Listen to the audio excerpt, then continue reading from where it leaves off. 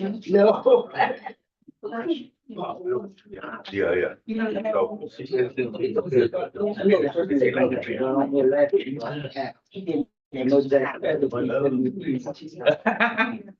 Yeah. Yeah, just do it. When can we go?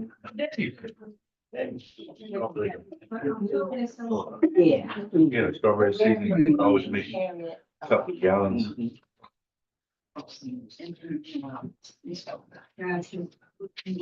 Hi, good morning, how are you? Just hold on, you'll make sure I put it in. That's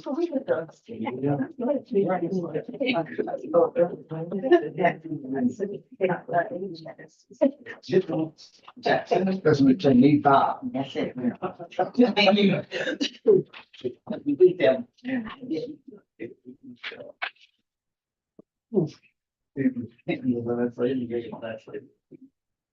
Okay. It's all right. Everything all right. The sun was turned off. Yeah.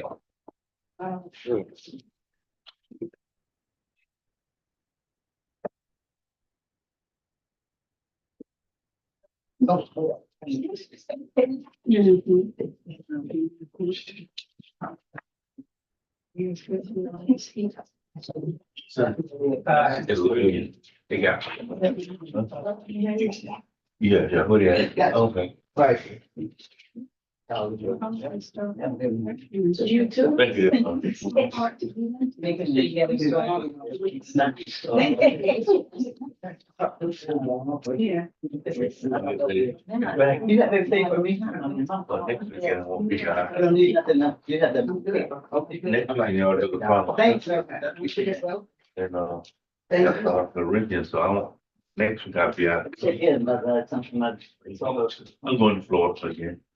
Fine. Go ahead. Let's the family get together with a big. All right, it's 9 o'clock. Let's go ahead and get started. Dear Heavenly Father, thank you for the spirit, for this church, for the book, for showing us and revealing us characteristics of yourself. We ask for your spirit to come and just be with us. Allow us to see you in a new way, the truth of who you are, how you deal with people, so that ultimately we could better learn how you deal with us. Can't do it without you, Spirit. So be with us today as we study your word. In Jesus' name we pray. Amen. Amen. Amen. We are in Judges, chapter 20, part 1. We're going to split this up into 2. And so we will start with our vision statement. Vision statement 1, 2, 3, go. We see the day when we are one man, Jesus followers, who bear spiritual fruit, so that all people come to know Christ. All right. Our mission statement. All right. As we move into our background, what's some important information we should know? That list that you just showed us. That list? Well, I know that some of y'all would read the list, so I took that list away. We're going through a series of judges, and the last one we talked about was Samson. Okay. And then after Samson, then you start talking about some events, some things that took place in the land of Israel, or not land of, in the territories. And the first one it talked about the man whose concubine had left, and he went back to retrieve her, and in his route back to Jerusalem, they made a stop in, and I want to pronounce it correct. That wasn't the first story. That was the second story. That was the second story. All right. What was who was the first story about? Michael. Micah in there. All right. What was unique about him? The Levite, and he one of the priests, and he stole the mom's money. And He gave it back. Stole his mom's money. She made a curse. He got scared, gave it back.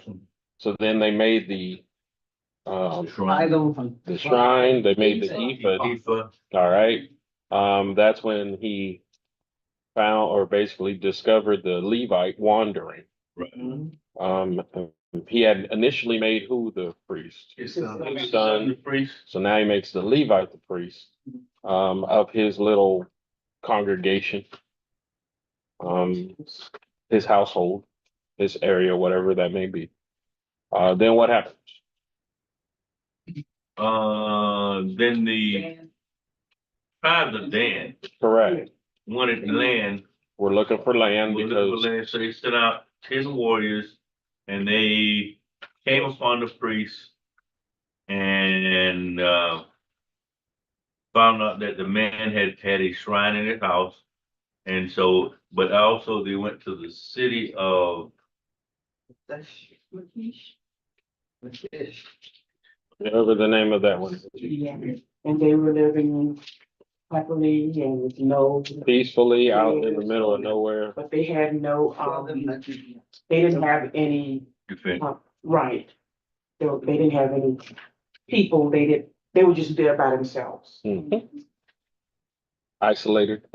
Yeah. So then the men of Dan said, hey, let's take this land. Right. Yeah, This is in the hill country of Ephraim, Mhm. kind of desolate place.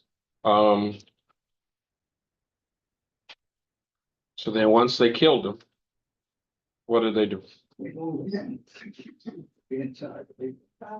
well, they asked the priest, told the priest, wouldn't you prefer to be with a whole group of people versus just this one family? So why don't you come with us? And then they took all of Micah's belongings, his ephod and everything, all his idols. Don't you want to be the pastor of a mega church instead of this little country church? He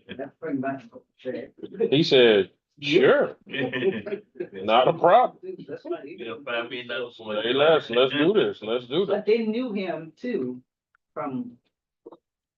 So sometimes we think the Levites weren't known in the areas. They were known. They were identified. They were recognized. So they knew he was a Levite. What are you doing? Yeah. And he was like, well, this is my little gig. I'm over here with this little country church, with these little country folk. And so they said, all right, well, we'll just take his stuff. They took his stuff and he tried to buck up against them. And they said, keep messing with us, we'll kill you and your family too. So he was like, all right, we'll leave y'all alone. You Went on know, about his business. okay, they were the big bad wolf then, but you remember, they were, when the time of their, they got land of their own, they were pretty much. So that's the attitude, the mindset of pick on who you could be. That's it. Because when you could be somebody, you bad till you meet bigger, badder. That's a big bad wolf. Right. Big bad. I don't know how Big Bad Wolf got into this, but okay. My analogy. All right. So now we're moving into the second story, which is about the Levite and his concubine. Some of y'all having issues with a Levi having a concubine. Yes, Levites could get married. They could have concubines. Back then, basically, it was in their culture, you can still have multiple wives. God told the kings not to do it because of the danger of having your heart pulled away, but there is there a prohibition against having multiple wives. Because if you notice, almost all of the main figures in the Old Testament have wives. so Abraham, Isaac, Jacob, keep going down from David to the kings to even in the judges, we see men with multiple wives. And so in these situations, you could have concubines as well, because for them, protecting their bloodline and preserving their legacy, their heritage, their namesake was very, very important. So for them, having children was one of the main roles that a wife would do. Question, and I know you weren't back then, but you've done a lot of study. How would you determine whether you want this woman to be your wife or a concubine? I mean, what? What is a determining factor? Yes. probably it had a lot to do, and this is an infer based upon historical documents and all that type of stuff. A lot of it had to do with status. You have marriages of convenience, you know, because if you watch movies or whatever, a lot of those movies are based on historical fact, is that a lot of marriages, especially amongst higher ranking, you know, kings or rulers, it's like, okay, this is a marriage to blend two families. Number one, for political reasons. Two, so that we don't end up going to war with each other. Right. Because if we have family related, then that's almost like making peace with each other, because I'm not going to try to kill some of them will, but more than likely I'm not going to try to kill my grandchildren because that connection is there. So especially like what you read with Solomon, a lot of countries were like, hey, marry our princess so that we have some type of establishment, you know, some type of bond with you. So as far as politically, war-wise, all that type of stuff, there's a connection. We won't have any issues as far as coming to war. Peace treaty, hey, as an offering of peace, we'll give you one of our princesses to marry. And thus we talked about, you know, you'll have harems and things like that. So that's one aspect of it. Another aspect is basically if he really loved them. Like he may actually like this one, because what you'll find out is if you start digging, every wife doesn't necessarily mean that he loved her. Doesn't necessarily mean that he continued to be with her, because he has sex with her. And if she can't provide a child, guess what? Now, I still have a responsibility of taking care of her, but I'm viewing you in a different mindset. You're just part of my harem. I probably will never touch you again in your entire life.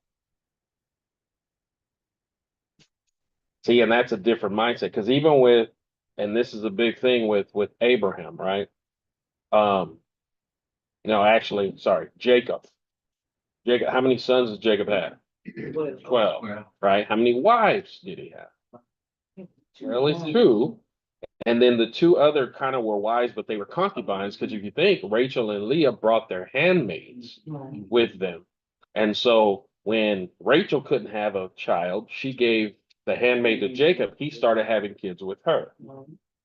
See, because what happens is after Rachel dies, the oldest son, Reuben, ends up having sex with her handmaid. Think about this. They may not be that far different in age. So if Jacob has never touched her since just to have sex with her, to have kids, doesn't really love her, that oldest son is like they may have a connection. And that means that might have happened. And so when you start thinking of that, this is kind of like, and that's why I said there's nothing new under the sun. Really, he has a close connection with her because they have a connection through his mother, but they're not related. The only way they're kind of related is this is my dad's concubine. So this is kind of like my stepmother, but not really my stepmother. And because my mother and your like master died, we have a connection because we're both grieving the loss of someone important to us. And that may be a scenario that happened. So, oh yeah. Wow. But what happens, once again, you better understand it in certain situations is this. If you have a husband who's only had sex with you maybe twice out of 20 years and doesn't want anything to do with you, and you know it, how do you act in that marriage? So if you're my wife and I try and we can't have kids, and we keep trying and we keep trying and we keep trying, and you can't have kids, guess what I'm gonna do? I still have responsibilities to you as the wife. So I'm gonna go find somebody else. So we try, all of a sudden, you're the concubine, you get pregnant, and you have a son. So now I have a legitimate heir. The issue between you two is ridiculous. Now we see that with who? Watch this. Sarah and Hagar. with Abraham. So the concubine, well, not really even concubine, it's just a surrogate mother, is now having some kind of feelings toward the wife who can't have a kid. And she's like, look, you need to take care of your, cause she out of line. She all up in my face. She talking crazy. You better put her in her place. You didn't, Wait, that's your woman. This don't have nothing to do with me. You gave her to me to have a kid, so you take care of it. I'm innocent. So then she sends her away. She goes away. The angel tells her, submit to her. You stop. You wrong. Comes back. There we go. So these are situations that realistically, legitimately happen that we don't like ever think about. Like, because when you think of what women had to endure back then. Now, today, modern women is like, look, I'm not taking that. I'm not I wish I would. You don't have nowhere to go. Because there's no welfare, there's no nothing. You either, watch this, if you leave your husband's place, the shame is there. You have to beg on the street. Or, oh, you said it, I did. Turn to harlotry to survive. So I stay. You have to. There's no other place to go. So in these situations, sometimes when we view them, we look at like, we try to look at the Bible through westernized lens, and we can't. Because I think of it just 50, 60 years ago. Think of what your grandma and them endured. They put up with a lot. Some of y'all know a whole lot. They put up with so much, we wrote songs about how much they put up with. See, I didn't say that. I didn't say that. You said it. I didn't say it, YouTube. He said it. He sung it. He knows. The fact that they sung a song and you knew about it, everybody. Look. Wait, and he was a preacher. Yeah. The bad one. You didn't know that? No.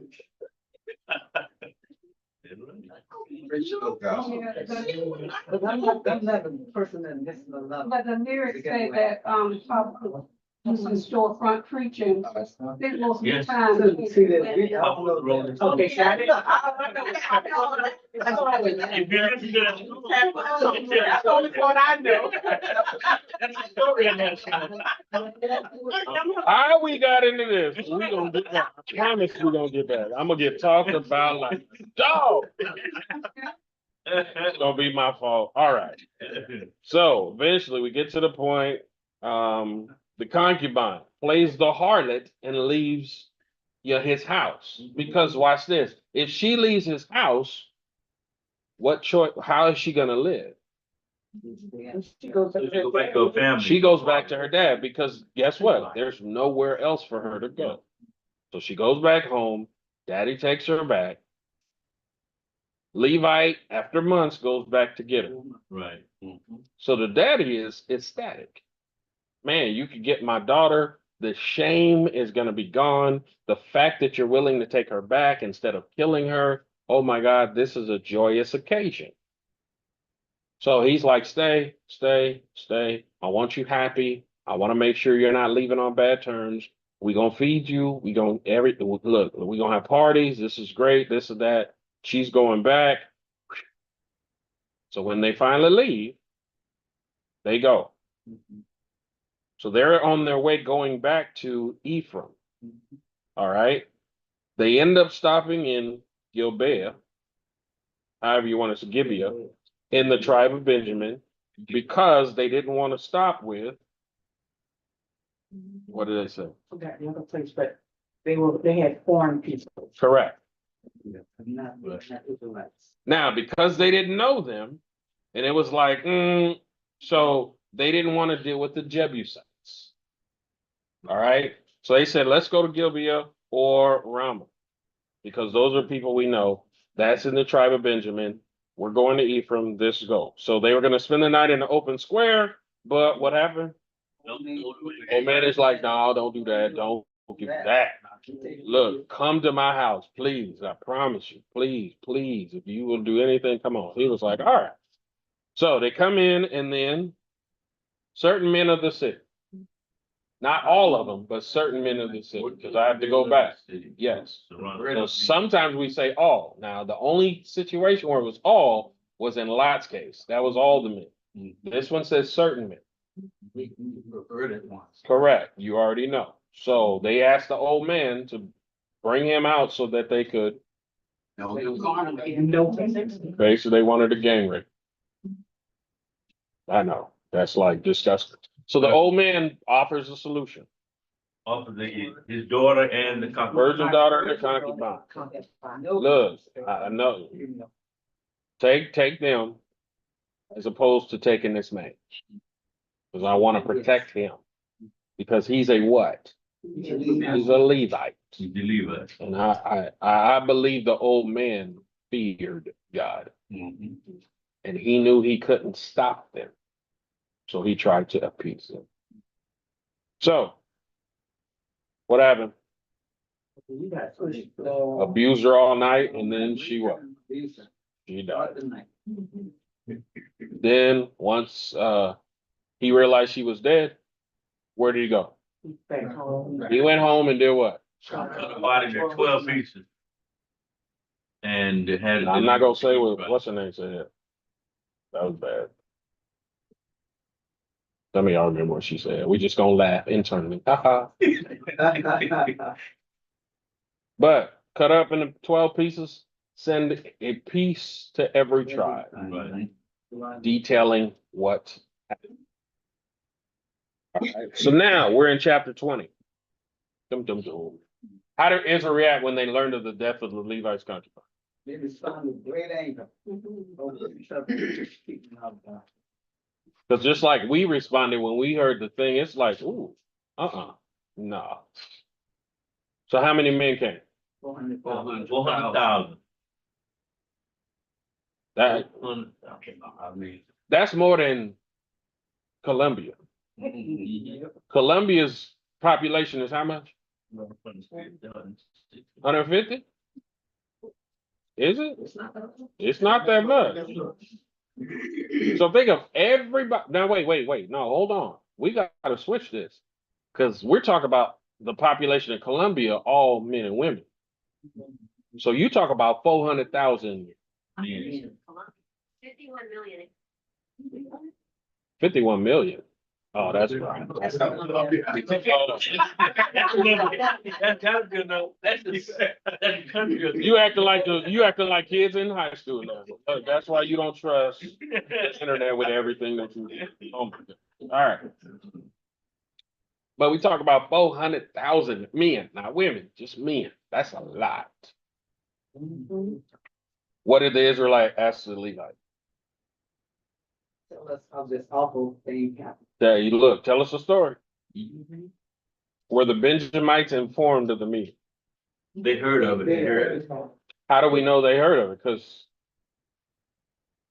We're not on the streets. Yeah, he sent it to who? everybody, all 12, so they, Yeah, yes, right. yes, and they would have been, Yeah, They would've gotten it very too. knowledgeable what's going on. We got in trouble. But when he told them the story, he didn't tell the true story. He didn't tell them that he put her out. He held that back. That's it. Yeah, that's right. Did they attend? Nope. Oh, that's what happened. I don't know how that, what.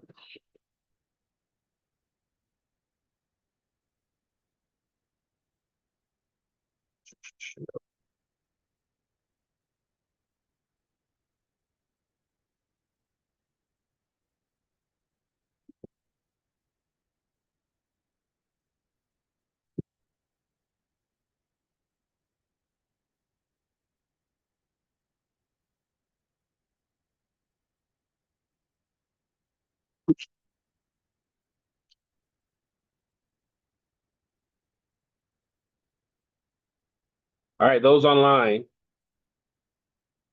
Wait a minute. Technical difficulty. I can hear you. You can hear me? All right.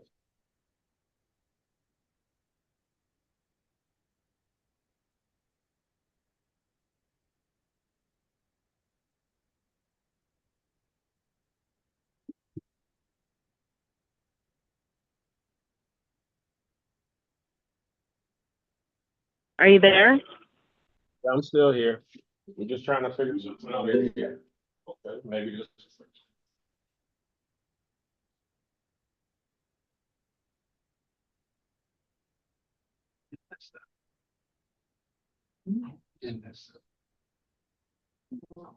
It's a connection.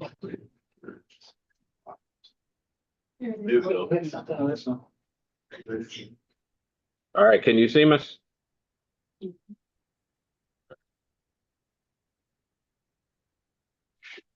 All right, were the Benjamites informed of the meeting? No. Did they attend? They didn't attend. They were informed, and the reason I say that is because he sent parts of the body to all 12 tribes, and the people from Benjamin is one of the tribes, so they knew about it. In fact, they sent people out to ask them to give the men up. What can we learn from their reaction? They felt that they could defeat them because of the warriors they had To them, oh well. Because to defend themselves. I don't know about you, but if I have people, let's say in my family or whatever, that do something like that, look, I love you, but you're gonna have to account for what you did. That's not They right. didn't want to. They said no. So how did the Levites summarize his concubines there? No, man, you can. No, it's not there. He just said he and his concubine was spending the night at the house of the man, and the men came and wanted to murder him, but instead they raped his concubine to death. Few things. What witness could confirm the Levite story? Well, the old man was there, and the servant was there, But they. Sure. and They did not even mention that. well, they wouldn't even talk to the daughter. Well, understand that this is just a historical thing. They're not gonna give every single detail. So this is not like a court case where it's just reading everything out. This is kind of summarizing what's happening. Mhm. So if all of the people of Israel come, obviously he's gonna have to have witnesses because you're not gonna respond without at least 2 or 3 witnesses to collaborate your story. Mhm. So, old man, would the old man say it? Absolutely. Yeah. I was there. He's sorry. Yeah. The servant who was there with him. Absolutely. I was there the entire time. Mhm. So, what parts of the story did he apparently withheld? Where he could. Withhold. Yeah, I wonder if that would have changed the whole case scenario had he told her. No. Don't think so. Because most of the men, it's like, look, it was either me or this. Have the concubine. Who's a what? What was her background? She was already a part of it. Wait, she had already left. Mm-hmm. She had already deserved Yeah. Oh, Yeah, being stoned. the fact that I came back to get her was already what? I know some of y'all struggling with that. Like, I shouldn't have done it. I wouldn't have done it. well, wait, watch this. How long did he wait till he went to go get her? 4 months. He was missing her. He let her hang out in the street for a while. But wait, watch this. Some of us act like he didn't care about her. Oh, that's so with us. So Costco, same thing, he didn't. He did. He did. He did If not. she left and he had the opportunity to have her killed, he did it. And after once again, I don't know if you've been around too many men, Wanch, if you leave me He made that clear last. and you night. out there in the streets, and I know you out there in the streets, and you have the nerve to leave me and go to your daddy's house, You can stay out there. Yeah. Oh, I'm sorry. Am I being too real? I don't know too many men who's gonna go back to get that after being out there if they don't care. Yeah. That's right. He cared A little bit, but. a little bit. All right, a little bit. A little bit. So he went to get her, Okay. went to his father-in-law's house. Okay. I'm gonna take her back. Bygones be bygones. Let's do what we need to do. We're gonna have to work on our stuff, but there we go. Now he let her out because it was like, all right, look, you can have her. She may like it. I don't know. Whatever. This is a situation. I don't know what he was thinking. What if it's life or death? It was either him or the concubine and like you said, doing But that. wait, watch this. Do you honestly think he thought they would kill her? No, he didn't think it would kill her. So there's a whole different mindset. Is that some of us is like, oh, if he knew they would kill her, it might be a different situation. But in his mind, these are just horny guys who want some. So if you want some, get some. But he slept through the night. I never stood in the night. The things that just does not add up. That's all to it. Okay. All night long? Oh, no. And not just all night, look at all the men. So how could he How not many thought men did they- it wouldn't kill her? I don't want to get graphic, but wait. We have whole industries of women who make money off of being with multiple men at one time. Right. So let's not go there. So let's not make it seem like, oh, just because you have a bunch of men at one time, you're going to die. That's not true.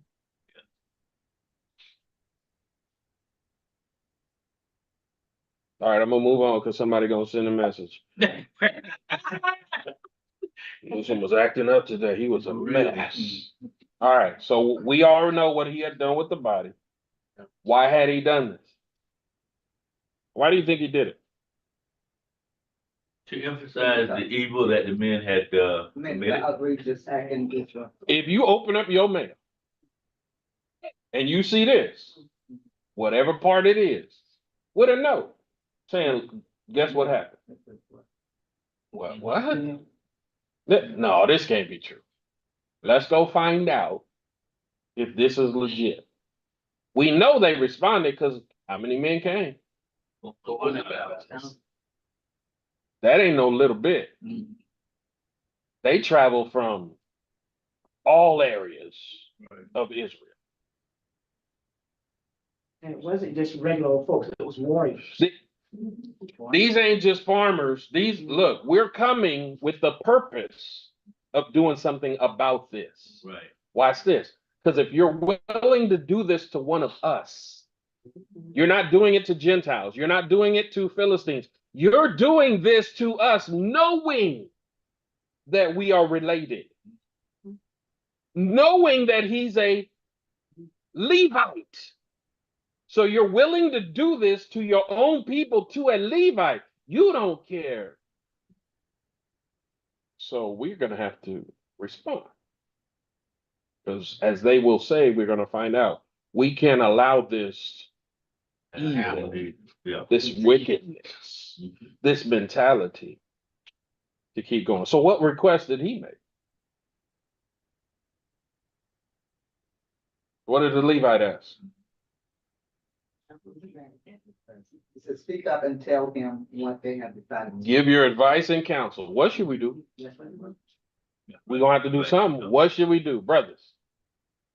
They said, what did they decide to do? Let's decide to attack.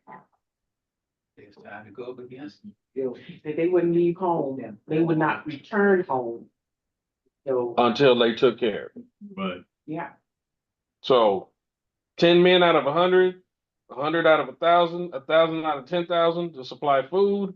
When they came to Gibeah, they may punish them for all the disgraceful acts that they've committed in Israel. We're going to take 10% and we're going to take care of this. How did they describe the act? It's just awful. Wow. It's so funny. Wait, the same way you reacted when you heard it? They were disgusting. Alright. So what were provisions for the soldiers? They were giving them what? Food, Giving food. Yeah. Look, this gonna be a while, so we need to take care of the all who's actually doing it. How is the unity of the people described? They were Gather together as one man. As one man. United and gathered as one against the city. What does it show about the attitude? They just, Bitch would have. They were all in agreement that this act was a what type of act?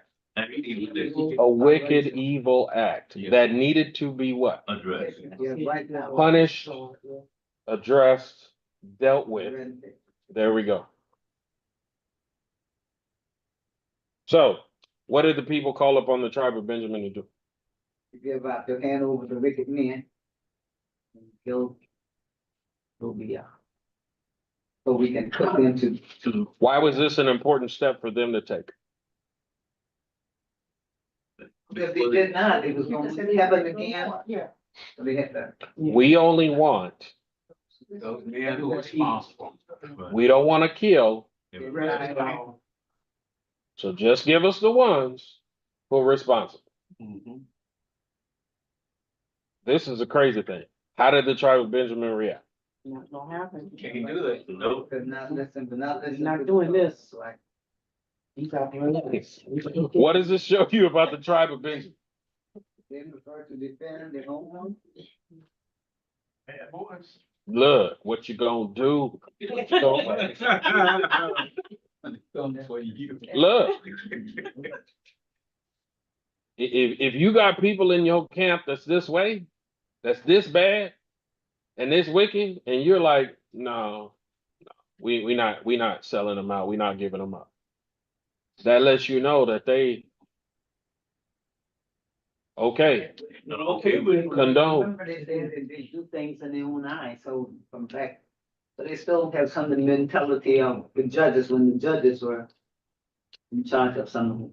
So this is the point, is it's describing the mentality of not all the tribes, but you have to understand that these are periods in time.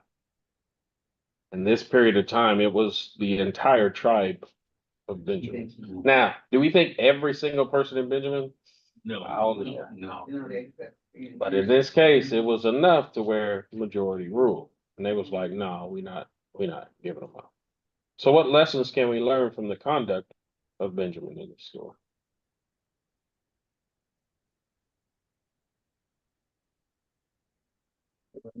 Trump. They were not willing to give up the wrongdoers. One thing. So she said the relationship with each other trumped the relationship with God. You said they were, say it again, They were not willing to give up the wrongdoers. unwilling to give up the wrongdoer. Okay. And they probably thought they could take care of, they could handle everything themselves. Good job. Yeah, we're gonna find out these men at Benjamin, they ain't no joke. They do something else. They ain't no joke. Cause you got gangster like men who could fight. Now, I don't know about you, but do you have family members you know could fight? They could throw them hands, they about that life. They could do them things. Don't they have a sense of arrogance about them? Oh, we're not there yet. But if you know people who can fight for real, you walk around a little cocky. Yeah. Like, man, I wish they would come. We got something for y'all.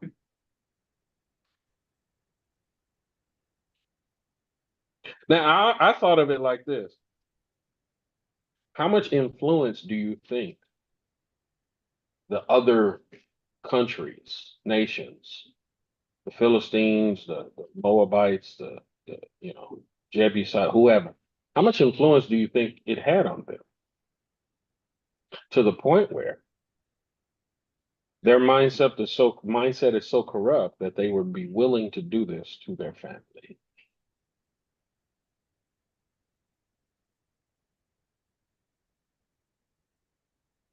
And these are supposedly the people of God. Mhm. Because guess what? Everybody knows who they are. Everybody in the region knows who they belong to. Mhm. Everybody in the region knows that this is the children of Yahweh, of the God of Abraham, Isaac, and Jacob. Everybody knows that. Because the crazy thing is they're all kind of still related. Oh, yeah. And so you have thousands of years, if not hundreds of years of history of we know your story. Because do you think everybody knew their story of them in the wilderness, coming out of Egypt, Mhm. Joshua coming in, and well, them wandering for 40 years, then Joshua coming in.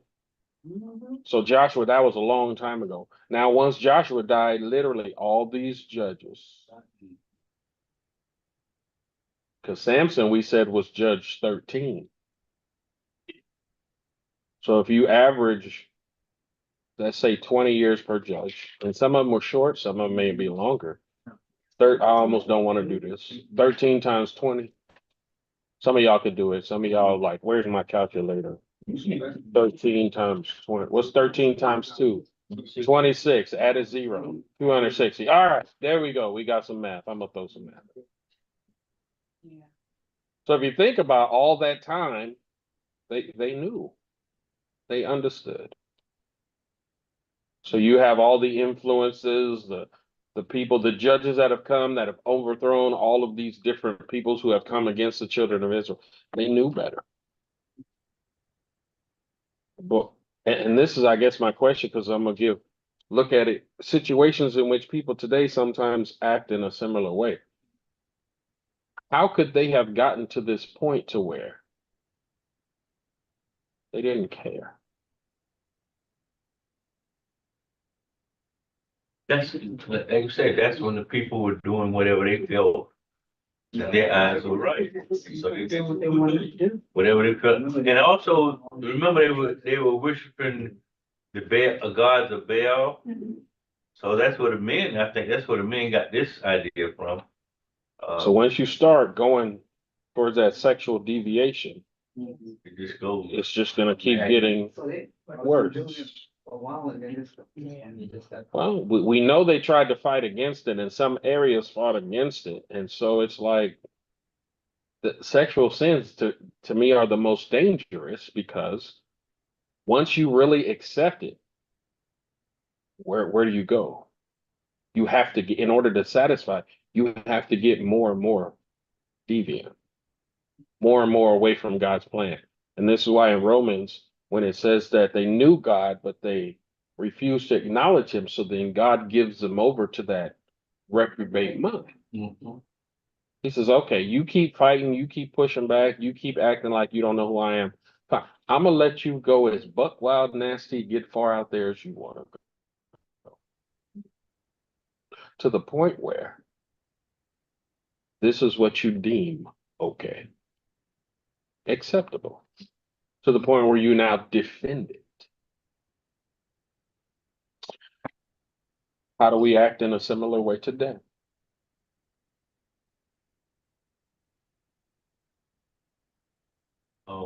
Gay pride culture. To where now has it infiltrated the church Yes. Oh, yeah. to where people now justify it and defend it and are willing to fight to keep it.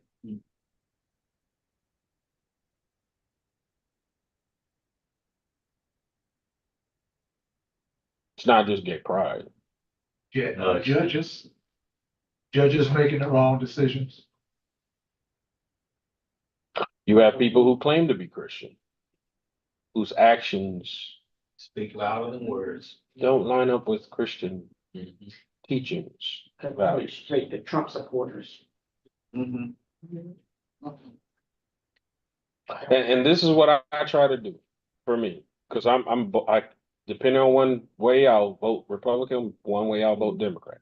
Because I've been Republican when I was in California, I was Republican, come over to the South, I'm like, okay, we're gonna do Democrat. But We have to vote out interest. Mhm. we have to vote what God tells us. Yeah. Because this is how God talks to me about it. Some of you are basing what you vote solely on how much you can gain financially. Yes. That's not your conscience. Yeah. That's not what God says. So if you're basing your vote only on your own selfish gain, that's wrong. Now, there are some issues that, okay, we want to champion, this is wrong, let's do this. But on both sides, you have some who are right and some who are wrong. You have God-fearing Republicans who are trying to do what God wants them to do. You have God-fearing Democrats who are trying to do what God wants them to do. Watch this. Stop acting like it's the person and not Satan. There you go. Because too many times we're attacking people, both sides, and causing more division, not understanding Satan is laughing at the church because in front of the world, we look hypocritical. Because when we think about what Jesus is telling us to do, his teachings, hardest verse, we talk about this before. What does he tell us to do with people we don't necessarily like? Love our neighbor. Wait, it's already established we should love our neighbor. He doesn't command us to love our neighbor. He says love our Enemy. enemy. Yeah. Do good to those that Despitefully use you. bless those that curse you. Pray for them that hate you.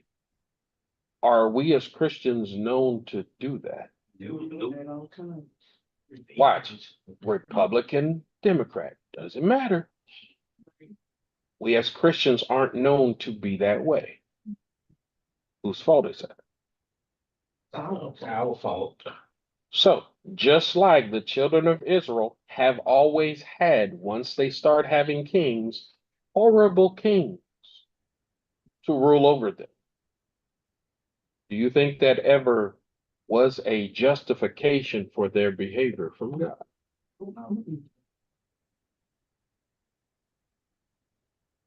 So we have to be careful. And this is how I try to check myself of, okay, whenever we get into political talk, how are the people who are opposite of me? How do they view me? Do they view me as, okay, I'm going to base my votes on what I believe God is telling me to do? Or do they think I'm just basing my vote on what I can get from the political candidate? There's a difference. So in those situations, once again, our mindset, it's about our mindset, it's about our way of thinking.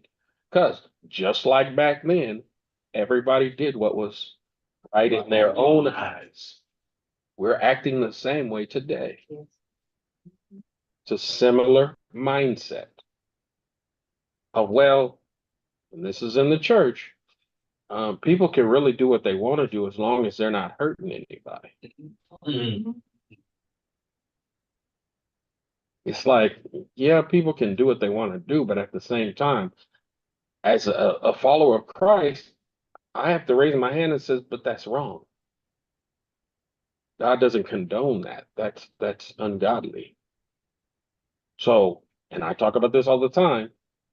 Just as much as I say homosexuality is wrong, fornication is just as bad.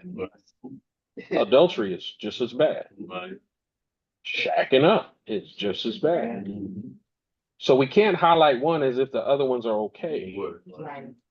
And it's like, well, I know homosexuality is horrible. It's an abomination. But, y'all shacking up, that's bad, but it's not so bad. Yeah.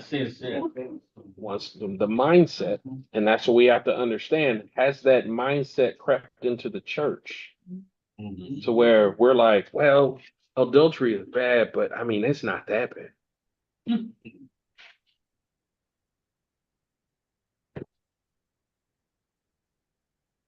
I never forget when I heard a deacon say to a pastor who was caught in infidelity with a minor,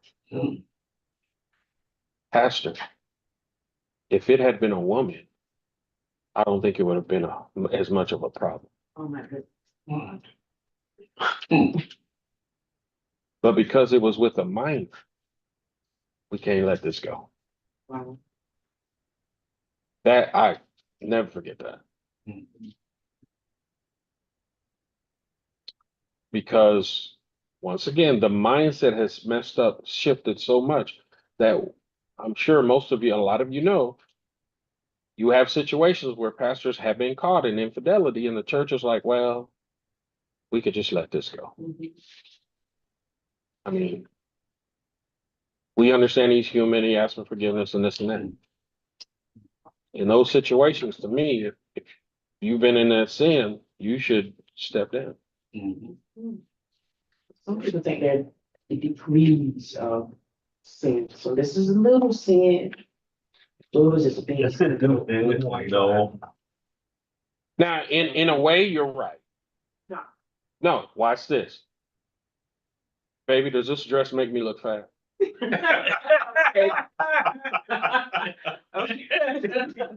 I'm just- That's a little serious. Okay. Now, I'm answering for the men. No, baby, no. So watch this. Does everybody lie daily? Do you think everybody steals daily? Some form of fashion. If you're at a job, you steal. Look, I be taking pens, supplies, extra time at work.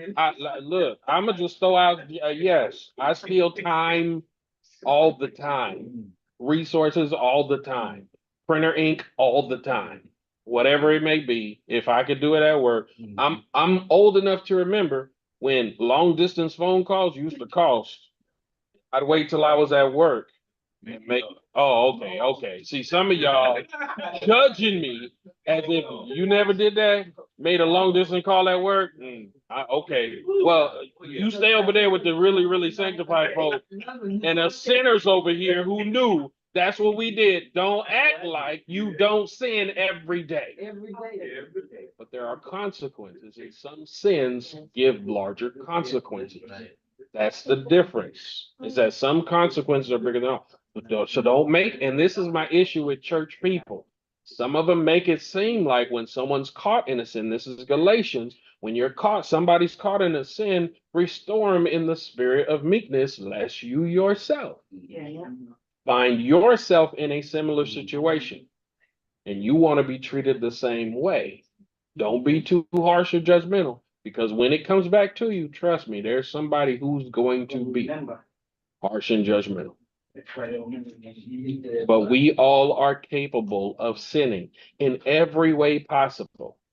Because if the circumstances and the opportunities are right, you would be surprised at what you would do. And if you don't believe you could ever do that type of stuff, keep on living. Yeah. I used to get many phone calls back home because I used to travel a lot, and I would call, and if I used Vanessa, my mom needed to accept the charges. But if I said Gail, which is my middle name, she knew because she called me Gail. Oh, she got there safely. She got there safely. She wouldn't accept the charges. See, now she's snitching on herself.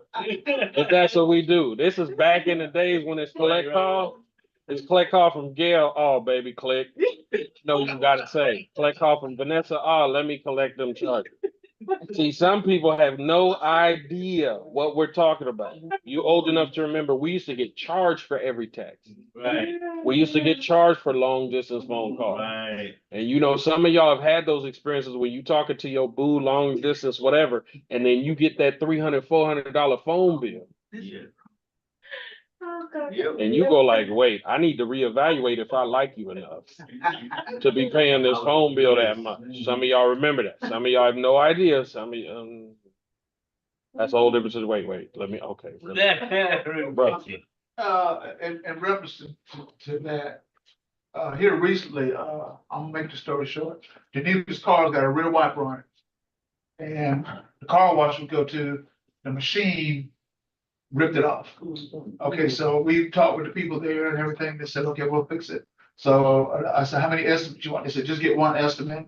Gave us a number to call to it's called Fleet Response, and they said, we're gonna fix it. So, took it to this place around the corner from our house, a repair shop.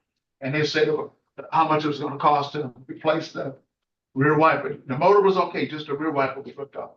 Okay, so, they said it was gonna cost $336. Wait, y'all, I'm getting to the punchline. So $336. So Fleet Response was willing to write me the check. I knew that all it needed to do was take off a little bolt on it. Right, exactly. Go to Amazon, get the new arm and a wiper blade that come with it for $15. And I told the people, I said, no, don't send it to me. Send it to the repair shop. Yield not to Let them- temptation, I'm sitting there, or I'm y'all, yielding I mean, in it's sin. kind of funny, but it's not. Point was, Victory will I was going by what I'm being taught. Some Yeah. And it was like, win. if they wanna pay $336 to do it, don't you be part of taking that. Right. Striving for the onward. And I had that opportunity, but I said, best thing I'll do. Passions So that's what they did. They sent it to them and they still messed up. They didn't have they put the arm on there, but they didn't put the wiper blade on there. And I said, I asked the guy, I said, Extra. why didn't I put the, oh, yeah, $336. I said, what happened to the wiper blade? Oh, well, that wasn't part of it. I said, I said, you tell me y'all could just go ahead and put one on? And then there's a little cap that covers up the Scoop. the nut. Yeah.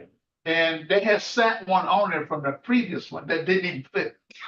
And I said, and this one here, I said, don't you know the first time we go down the road, it's gonna fly off? So anyway, I spent my own money, $36 Yeah. for the little cap at the infinity place, because that's the only place you can get it. Anyway, my story is that I was trying to be honest. All right, good job. No, it's not a good job. It's what we're supposed to do. No, but that's. And those are things that have to come to you at that moment, whether you're gonna, like you say, take in that extra money, or you just gonna let somebody else take care of it like you're supposed to. That's what I did. Look, Okay, now I would grapple with that. I'd have been singing that song. I ain't gonna lie. Back in the day. Said, look, send me that check. I'd have been like, woo, we gonna have the best wiper blade you ever had. You gonna get the new wipers and all that stuff. And oh yeah, absolutely. Look. But once again, back in the day, now you struggle with that stuff. Yes. Because society has so programmed us, our mindset is, once again, look, let me get over. If this is a blessing from the Lord, praise God. Okay. And that's the way some people will say it. But that integrity part is difficult. It's hard. But if we're not fighting against it every single day, we will yield to the temptations, whatever it may be. So that's why when people do stuff, it's like, I don't want to jump on you because, and I always think of it like this. If I had been born and raised and grew up in the same environment, the same way that you have, I more than likely probably would have made the same decision.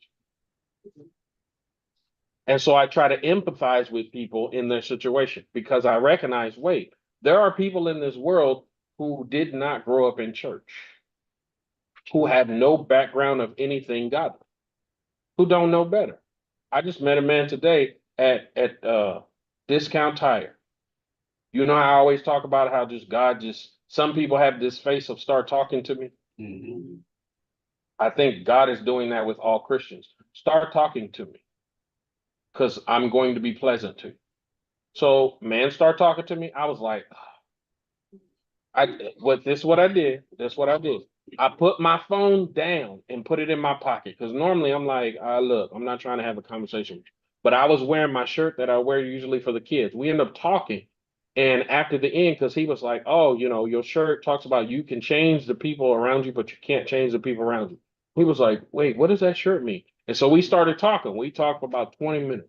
At the end of the conversation, Lord was like, invite him to church. Hey, do you go to church? Because I kept putting Jesus in there. The reason why society is messed up is because a lot of the principles that Jesus has taught, Judeo-Christian values, people have rejected them. And so because of the rejection of the people are doing what they think is right. And I was like, oh man.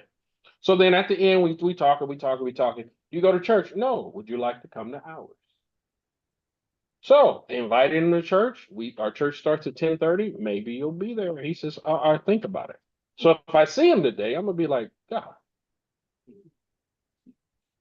Because we as children of God have to be so drastically different in our mindset from the world that people are going to go, wait, you're different. They should immediately understand that something's different about you. And what we shouldn't do as Christians, because we have an example of it right now, is that when Christians talk about what they're supposed to do, we shouldn't go, that's crazy. Why would you do that? Why would you do the Christian thing? Oh, I would never do that. So that's what we have to guard against. Not being peculiar, not being different, not being godly, not being holy, not having integrity. Because it's easy to fall into society which says, look, it's about me, myself, and I. Right. These big corporations ain't about, So if we get a chance to stick it to them, by all means, that insurance company, they've been taking my money all these years. I need to get some of it back. And I'm okay with that. I know, because I'm thinking that same way too. But watch this. I have to guard against that. I have to fight against that. Because if I start going down that road, guess what I'll do? I'll start to do everything that I think is right in my own eyes. I believe that we, in a situation like Trent said, and I believe that when those situations arise, we get an opportunity.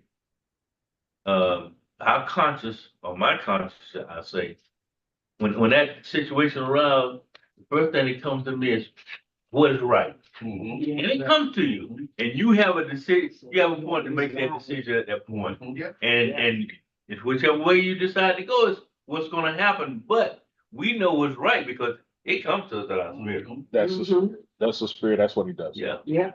And so, all right, let's move on. How many soldiers did Benjamin have? 26,000. How many were for Gibeon? 700 elect men. What special ability did they have? They were left-handed to sling a stone at a hair's breadth. Yeah. And rain. How many were in the armor of Israel? 400,000. That's not bad. What does it show about the tribe of Benjamin that they were willing to go to war under such circumstances? You're stupid.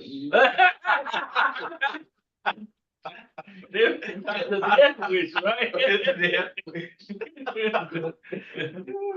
He said they were stupid. You know, Somebody else may say they were confident. Who gets killed? Once again, the mindset. You have all these men who are willing to defend this mindset. Right. So what does it show about the tribe of Benjamin that they're willing to go to war under such circumstances? Once again, stupid or confident. What did Israel do before beginning the battle against Benjamin? They went up to the house of God to inquire. Right. What question did they ask? Should we go? Should we attack? And I should go first. Oh, no, who should go first, right? What answer was given? Judah. Okay. So this is the end of part one. We're going to find out what happens in part two. I'm sure many of you have read it. You already know. It's like, ooh, ooh.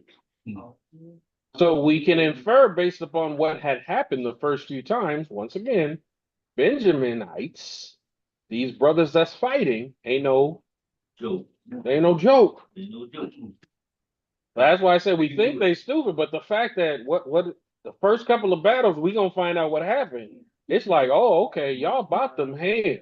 Y'all bought that life. You legit for real, real. You ain't playing.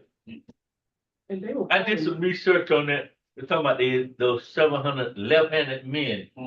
What was so unique about them was the fact that most men back then fought with the right hand.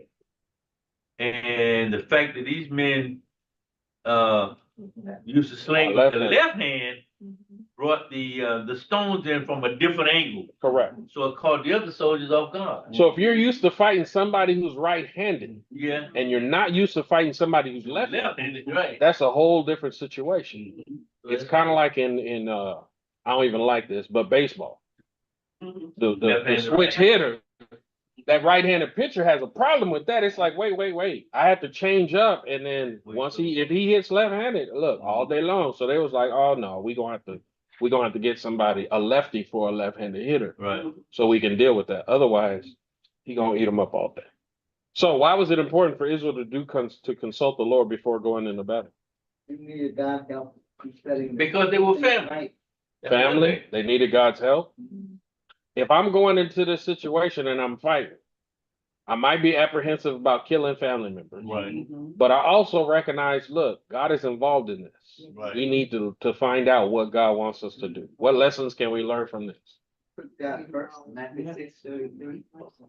Why would God tell them to go when he knew they would be defeated? And I knew this question was going to be asked, and I actually thought you was going to ask it. Guess what?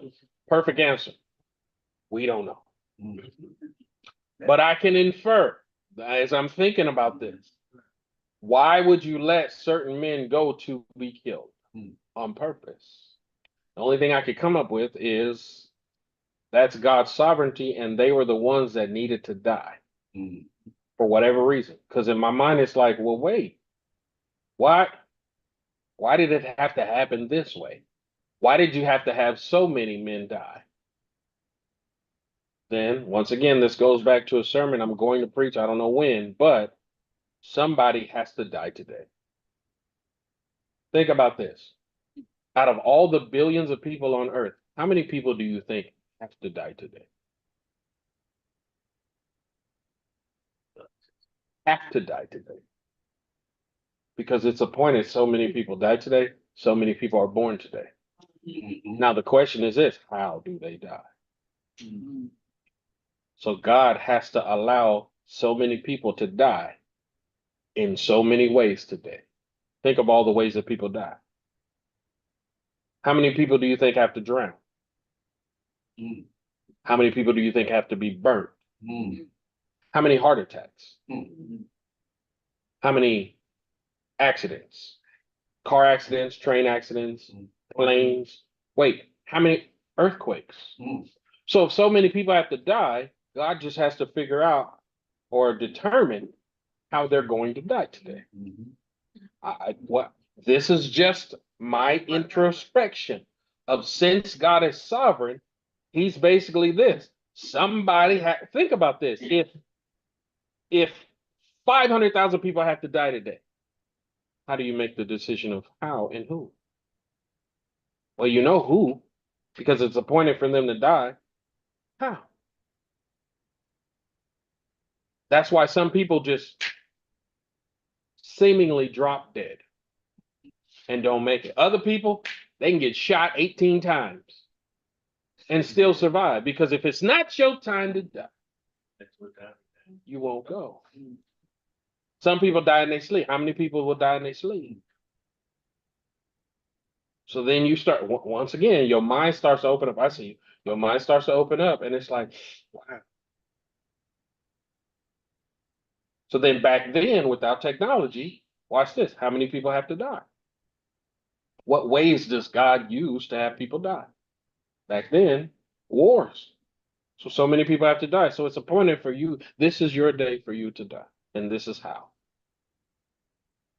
You knew when I was discussing that, But that, when the 400,000 met, we were like, why didn't they pray to God for his guidance and help then, as they have in other stories in the Bible? And maybe they wouldn't have lost the people that they lost. But then, like you said, God had a reason for those people to die. We don't, Or like the time when they had hundreds of thousands of troops, and God said, no, that's too many. You know, the ones that drink out the water out of the river a certain way, you know, send them home and such, and they got down to 300. And those 300 went and wiped out thousands of them. where was the first battle fought? Outside of the What happened?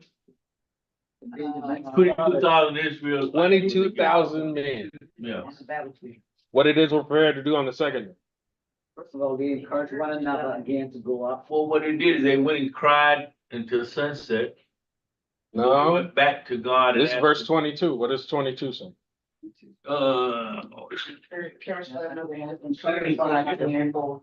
What did they ask again? We should Should we go again? Because we got our bus kids. Yeah. Should we go again? What was the answer? Go up against them. Now, this is a whole lot of stuff. Because did they do anything wrong? Yes. What did they do wrong? Wait, did they pray? Did God say to go? Yeah. God told them who to go. They still died. Yeah. Because back in verse 18, the first thing that they did is they went to Bethel to inquire to God. They started out. They said, God, do we need to go? Yeah. What are we gonna do? Yes. All right. We get together. We got all this. Who goes first? Judah. Yeah. Did they choose Judah to go first? No. God did. See, that sometimes we have issues when things don't go the way we think they should go. But if God is sovereign, there's a reason why. Do we know? No. Will we ever know? No. Not till we see him and we get to ask. But the beauty of it is that they went to God, but then at the end, they were victorious. Because they didn't look like they were gonna survive in the beginning. They did a whole lot of stuff. Look, my thing is this. After the first butt kicking, That should have been the time when they should have regrouped and did the right thing, do all those things. they did regroup. No, they did not. They went the same way. You go the same way. Second day. Got 22 people that killed, and then you could go and you're not gonna even. Oh, you're You saying guys- they changing their battle strategy. Yeah. They didn't do that.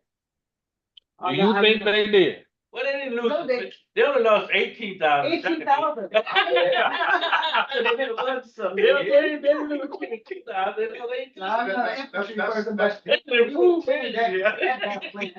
That's why military tactics are so. That's right. You can change Go that back battle and plan, do the right? same spot. You change that battle plan? Yeah, you don't. Why is this? Don't fall into the trap of thinking, wait, if they had just thought the better way to do this and not did it this way, they would have been, you don't know. Because if it's determined you're gonna lose, I don't care what military tactic you lose, you use. You still gonna lose. Somalia was a perfect example when we went there and we went with a knife to go, I mean, what's how do you say that? You don't go to a gunfight. With a knife. And that's what we did, and that's why they knocked down those people had old stuff that knocked down 2 Blackhawks. Rocket propelled, Right. grenades. And RPG. so next time we learn from that situation, next time you take everything you got. Mhm. And in that way, hopefully, the outcome will be good. No low tactic. Okay. We gonna move on. Praise reports, prayer requests. New members connection is today after church in the fellowship hall. Spiritual men's ministry, spiritual discipline study starts this Tuesday at 5 a.m. on Zoom. Jesus, have mercy. So that's not. That's what I said. Men's ministry, spiritual discipline study starts Tuesday, this Tuesday at 5 a.m. on Zoom. I don't know why you so concerned. This is men's. Y'all looking like, what? I'm not getting up at 5 a.m. It's not for you to get up at 5 a.m. This is for the men. This is what they chose to do. So the men will be getting up. Okay, now they respond. So they may have the same response. Because some retired men are like, bro, we could do this at 9, 5 o'clock. They may feel like we didn't inquire of the Lord of this time. That's a whole different. I'm not over the men's ministry, so this don't have nothing to do with me. This may be why Brother Ernest left. I don't know. He's not here to take that heat, but the point is, I need to make sure to put it here. So the men that are here know this Tuesday, 5 a.m. on Zoom, we will start our spiritual discipline study. Deacon Family Fellowship, the end of this, actually, wait, what is today? Oh, next week. Yeah, next week. All right, Youth and Children's Ministry Volunteer Workshop is on the 13th in July. Baptism Sunday is the 14th. Loss of a spouse seminar is the 14th. Ministry leader meeting on the 15th. Men's Day is the 11th. Practices start on the 14th. I'm sorry. Brother Ernest just walked in. They was talking about you, brother. They was talking about you. They were wondering whether or not you inquired of the Lord for the spiritual discipline study at 5 a.m. So it takes some discipline. There it is. There it is. So we naturally weed out those who are uncircumcised Philistines. Don't care anything about being disciplined. All right. So last new Sunday school book, 1 Corinthians. It is available on the website. If you come in person, I have some study guides here for you. You can get those from the table. All right. Praise reports, prayer requests. Your brother still on chemo rehabilitation. All right. Quick one, aunt who's, has been, has entered into hospice. She's, 92 years old, not doing well. We went to see her yesterday, so pray that she's comfortable. I said like that. All right. My friend who's still taking chemo, she's now taking it once a week, and she's taking a different medicine, which is supposedly not as, Okay. Anybody else? Praise reports, prayer requests. Traveling mercy for a couple of friends that are coming down from Maryland. Okay. I'd like to send a special prayer request for all those that are suffering from cancer. It seems to be like pretty rampant lately. Also, I'm praising God for the opportunity to be on this call again today. It's been so hectic at the prison. We've been having so many riots at work. A lot of inmates are just doing, I don't know, like rioting, stabbing, overdosing. It's just been pretty hectic. So I've been off the call for a while, but I'm just blessed to be here today. So I'm just asking for your prayers, and again, special prayer requests for all those that are battling cancer. Thank you. You're welcome. All right. Anybody else? Praise reports, prayer requests.